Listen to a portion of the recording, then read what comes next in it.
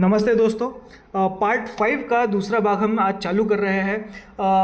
हम drone rules 2021 के बहुत इंपॉर्टेंट सेफ्टी और सिक्योरिटी रूल्स आज समझेंगे और ऑनेस्टली ये वो सेक्शन है जो रिस्पॉन्सिबल ड्रोन फ्लाइंग का फाउंडेशन बनाता है, क्योंकि ड्रोन सिर्फ टेक्नोलॉजी नहीं है। अगर गलत तरीके से यूज़ हो जाए तो accident, privacy issues, aircraft collisions, security threats सब हो सकते हैं।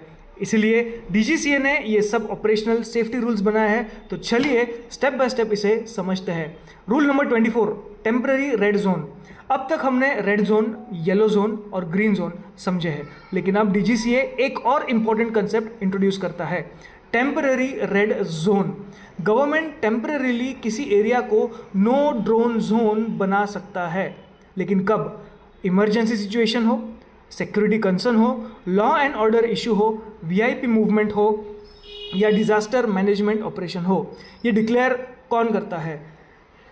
ये टेम्पररी रेड जोन डिक्लेयर कर सकते हैं state government, union territory administration या लॉ इन्फोर्समेंट एजेंसी।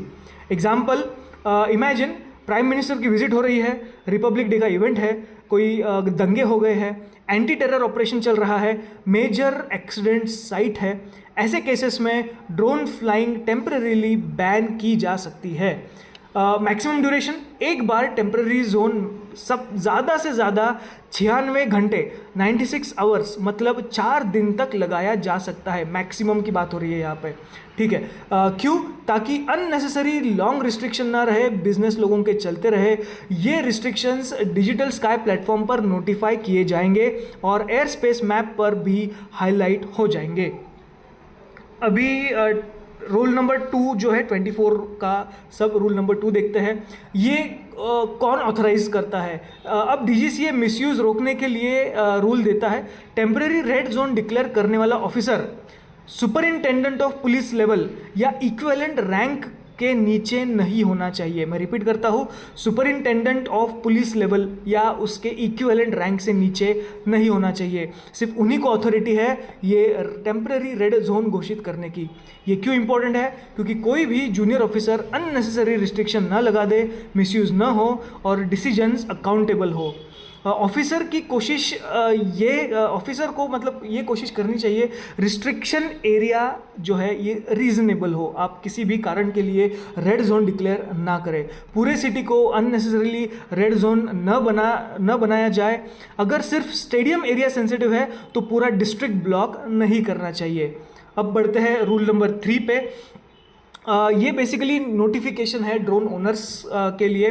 अब ये बहुत यूज़र फ्रेंडली प्रोविज़न है। गवर्नमेंट कोशिश करेगी कि near by registered drone owners को अलर्ट भेजा जाए जिनका लोकेशन टेम्परेरी रेड जोन से 5 किलोमीटर रेडियस के अंदर आता है। उनको ऑटोमेटिक नोटिफिकेशन चली जाएगी कि यहाँ पे टेम्परेरी रेड जोन लगा है।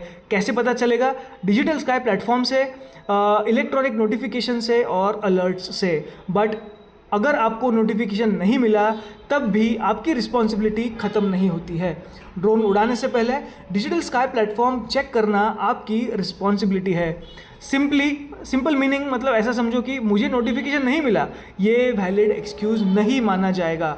जैसे ट्रैफिक रूल्स जानना ड्राइवर की रिस्पॉन्सिबिलिटी है, वैसे ही ड्रोन रिस्ट्रिक्शंस चेक करना ये पायलट की रिस्पॉन्सिबिलिटी बन जाती है। अब रूल नंबर 25 पे बढ़ते हैं। डीजीसीए कहता है कि state government, union territory administration और लॉ इन्फोर्समेंट एजेंसीज को डिजिटल स्काई प्लेटफॉर्म का डायरेक्ट एक्सेस दिया जाएगा। क्यों? ताकि local authorities quickly restrictions apply कर सके, एनफोर्समेंट ईजियर हो और कोऑर्डिनेशन बेटर हो। अगर इमरजेंसी सिचुएशन हो तो अथॉरिटीज़ तुरंत टेम्परेरी रेड जोन क्रिएट कर सकती है। ये है रूल नंबर 25। रूल नंबर 26, अब ये सबसे फंडामेंटल सेफ्टी रूल है एक्चुअली। डीजीसीए कहता है कोई भी व्यक्ति ड्रोन ऐसे तरीके से ऑपरेट नहीं करेगा जिससे किसी व्यक्ति की सेफ्टी या प्रॉपर्टी का सिक्योरिटी डेंजर या कॉम्प्रोमाइज़ हो जाए। ड्रोन रिस्पॉन्सिबली उड़ाना बहुत ज़रूरी है। क्राउड के ऊपर रेकलेस फ्लाइंग नहीं करना है, हाई स्पीड डेंजरस मैन्यूवर नहीं करना है। जैसे गाड़ियाँ होती है आजकल रास्ते पे बहुत स्पीड में चलती है, स्पीड पे टर्न लेती है, अचानक से ओवरटेक कर लेती है। ऐसे ही high speed dangerous manoeuvres drone से नहीं करना है। लो बैटरी पर रिस्की ऑपरेशन नहीं चलाने हैं। बिल्डिंग्स के बहुत क्लोज नहीं उड़ाना है। ट्रैफिक रोड के ऊपर अनसेफ हॉवरिंग मतलब एक जगह पे रुक जाना हवा में, वो नहीं करना है। इमेजिन वेडिंग शूट में ड्रोन अचानक क्राउड के ऊपर क्रैश हो जाए तो कितनी सीरियस इंजरीज हो सकती है। ये रूल ब्रॉड इंटेंशनली रखा गया है ताकि डेंजरस बिहेवियर को लीगली कवर किया जा सके। अब रूल नंबर 27 पे आते हैं। Prohibition on arms, ammunitions and explosives के बारे में है ये।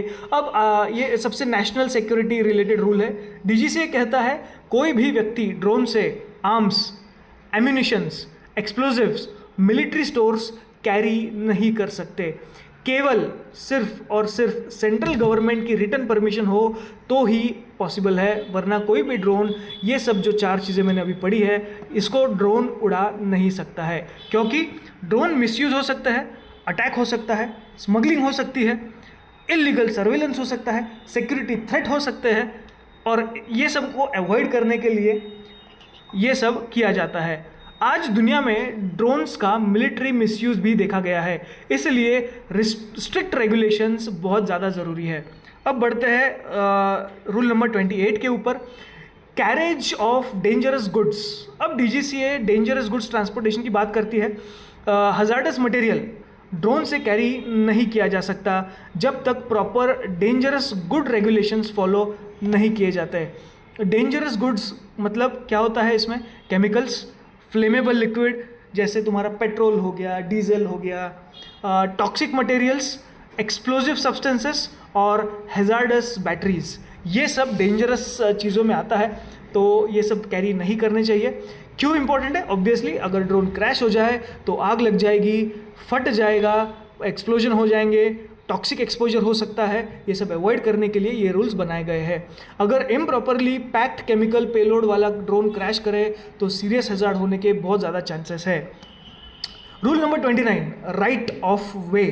अब यह एविएशन सेफ्टी का एक्सट्रीमली इंपॉर्टेंट रूल है। मैं एविएशन सेफ्टी की बात कर रहा हूँ, ठीक है। डीजीसीए कहता है ड्रोन कभी भी मैन्ड एयरक्राफ्ट के राइट ऑफ वे को वायलेट नहीं करेगा। इसका क्या मतलब है? अगर आसपास एरोप्लेन है, हेलीकॉप्टर है, मैन्ड एयरक्राफ्ट हो तो ड्रोन को क्लियर रहना होगा, मतलब ड्रोन को काफ़ी दूर रहना होगा, क्योंकि एयरक्राफ्ट और ड्रोन कोलिजन कैटास्ट्रोफिक हो सकता है।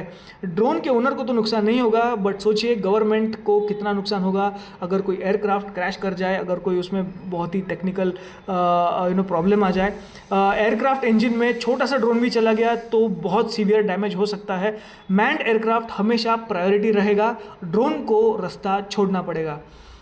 जैसे एम्बुलेंस को रोड पर प्रायोरिटी मिलती है, पुलिस की गाड़ियाँ, फायर ब्रिगेड की गाड़ियाँ, इनको रोड पे प्रायोरिटी मिलती है, वैसे ही एयर स्पेस में मैन्ड एयरक्राफ्ट मतलब हमारे जो रेगुलर एरोप्लेन्स होते हैं उनको ही प्रायोरिटी दी जाएगी, ड्रोन्स को रास्ता छोड़ना पड़ेगा।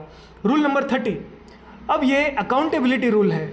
अगर ड्रोन एक्सीडेंट हो जाए तो 48 आवर्स के अंदर रिपोर्ट करना मैंडेटरी है। 48 आवर्स मतलब पूरे 2 दिन के अंदर आपको रिपोर्ट करना है। किसको रिपोर्ट करना है? डायरेक्टर जनरल को रिपोर्ट करना है। कैसे रिपोर्ट करोगे? डिजिटल स्काई प्लेटफॉर्म पे ऑप्शन है एक्सीडेंट के बारे में बताने के लिए। कौन रिपोर्ट करेगा? रिमोट पायलट, जो पायलट है उसको रिपोर्ट करना पड़ेगा। पुराने मतलब जो डेफिनेशंस के अनुसार serious injury, major damage, missing drone, inaccessible drone accident category में आते हैं। एक्सीडेंट होना मतलब क्या? ये 4 चीज़ें हैं। अगर सीरियस इंजरी हो जाए तो उसे एक्सीडेंट कहा जाएगा। मेजर डैमेज हो जाए गाड़ी को या ड्रोन जिसे टकराया है उसे, तो उसे एक्सीडेंट कैटेगरी माना जाएगा। अगर ड्रोन मिस हो जाए तो वो एक्सीडेंट कैटेगरी है। अगर ड्रोन गुम हो जाए, उड़ते उड़ते गायब हो जाए, तो ये एक्सीडेंट कैटेगरी है। ये क्यों ज़रूरी है? ताकि इन्वेस्टिगेशन हो सके, सेफ्टी सीखे और फ्यूचर एक्सीडेंट्स ना हो और आपके गुमे हुए ड्रोन का कोई मिसयूज़ ना करे। जैसे एविएशन एक्सीडेंट्स इन्वेस्टिगेट किए जाते हैं, वैसे ड्रोन एक्सीडेंट्स भी रिपोर्टेबल हो सकते हैं। एक पूरी तरीके से हम समझेंगे दोस्तों कि इस पूरे सेक्शन का मेन पर्पस क्या है? सेफ, सिक्योर और रिस्पॉन्सिबल ड्रोन ऑपरेशंस सुनिश्चित करना। डीजीसीए बेसिकली कह रहा है ड्रोन टेक्नोलॉजी बहुत पावरफुल है, लेकिन रिस्पॉन्सिबिलिटी उससे भी ज़्यादा इम्पॉर्टेंट है। तो फ्लाइट के पहले आपको क्या क्या करना है? Long story short, air space में आपको चेक करना है, रिस्ट्रिक्शंस को फॉलो करना है, डेंजर्स को अवॉइड करना है, एयरक्राफ्ट एरोप्लेन्स को रिस्पेक्ट करना है और कोई भी इंसिडेंट आए तो उनको रिपोर्ट करना है। एक अच्छा ड्रोन पायलट सिर्फ अच्छा फ्लायर नहीं होता, बल्कि वह सेफ्टी, लॉ और रिस्पॉन्सिबिलिटी को इक्वली सीरियसली लेता है। इससे मुझे याद आता है स्पाइडरमैन मूवी का एक dialogue, with great power comes great responsibility. आगे हम पार्ट 6 पे जाएंगे, रिमोट पायलट लाइसेंस। ये बहुत इंपॉर्टेंट है उनके लिए जो ड्रोन चलाना चाहते हैं। तो बने रहिए हमारे साथ ड्रोन बेसिक्स एंड बियॉन्ड में। Thank you.